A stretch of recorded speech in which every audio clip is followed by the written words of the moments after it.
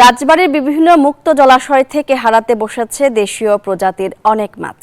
খাল বিল নদীতে চায়না দুয়ারি, অবৈধ কারেন্ট জাল, নদ নদীতে বাঁধ দিয়ে মাছ শিকারের ফলে বিলুপ্তির পথে বেশ কয়েক প্রজাতির মাছ। আর বাজারে যেসব দেশীয় মাছ পাওয়া যায় সেগুলোর দামও চড়া। দেশীয় মাছ রক্ষায় জনবল সংকটকে দুষছে মৎস্য বিভাগ। বিস্তারিত ডেস্ক রিপোর্ট। মাছে ভাতে বাঙালি প্রবাদটি যেন এখন বন্দি কেবল সাদা পৃষ্ঠার কালো অক্ষরে। বাস্তবতা এখন অনেকটাই ভিন্ন। স্বাস্থ্যকর অল টাইম হানিকম, সব সময় অল টাইম হেলদি লাইফ। বাঙালির পাতে বাতাসি, রয়না, গুতুম, পাবদা, শোল, গজার, মলা, ঢেলা এমন নানা দেশীয় মাছের দেখা মিলত একসময়। কিন্তু বর্তমানে নিষিদ্ধ চায়না ও কারেন্ট জাল, নদীতে অবৈধ বাঁধ দেয়া সহ জলাশয় সেচে মাছ ধরা এসব মাছ এখন হারাতে বসেছে।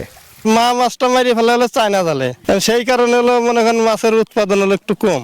চায়না জালে একবার ছোট থেকে বড় তোমার ধরে ওটা মানে একবার বেতন তোমার শেষ হয়ে যায়। দেশি মাছ এর ভিতর গুতুম, রয়না, অনেক ধরনের মাছই নাই। এসব জাল তো বটেই, জনবল সংকটকে দুষছে জেলা মৎস্য বিভাগ।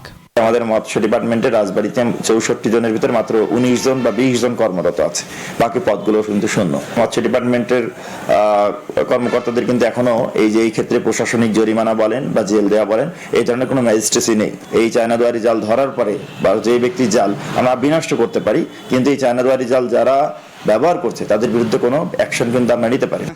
মুক্ত জলাশয়ের মাছ রক্ষায় তৎপর জেলা প্রশাসন। জেলা প্রশাসক জানান, সুনির্দিষ্ট অভিযোগ পেলেই নেওয়া হবে ব্যবস্থা। আমাদের এই দেশীয় যে ঐতিহ্য আছে মাছে ভাতে বাঙালির, সেই ঐতিহ্যের একটা অংশ। আমাদের কাছে সুনির্দিষ্ট অভিযোগ আসলে আমরা অবশ্যই তাদের বিরুদ্ধে আইনানুগ ব্যবস্থা নেব। ঠিক সময়ে উপযুক্ত পদক্ষেপ নিলে মুক্ত জলাশয়ের মাছ রক্ষা সম্ভব বলছেন সংশ্লিষ্টরা। Desk report, news 24।